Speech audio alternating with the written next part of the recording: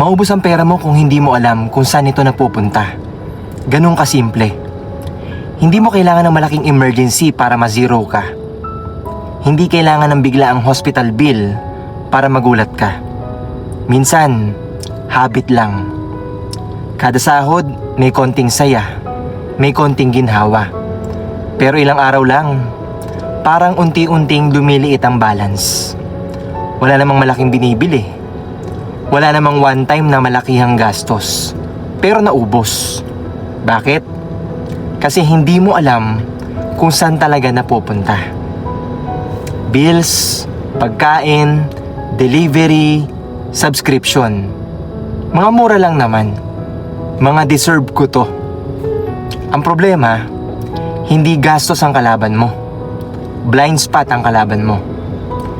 Kapag hindi mo tinitingnan ang pera mo, natural na mauubos yan. Maraming tao ang inuuna bayaran ng lahat. Kuryente, renta, utang, luho, maliban sa sarili nila. Kaya laging walang ipon. Isa sa pinakamagandang financial habit na pwede mong simulan ngayong buwan, track your money.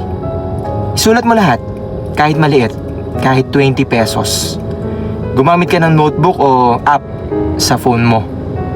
I-categorize mo yung needs, yung wants, yung utang, ipon. Pag nakita mo sa papel kung saan pinakamalaki ang labas ng pera mo, dun ka magkakaroon ng control. Hindi mo kailangan maging expert sa finance. Kailangan mo lang maging aware. Kasi ang perang hindi mo minomonitor, hindi mo makokontrol. At ang hindi mo makokontrol, hindi mo mapapalago.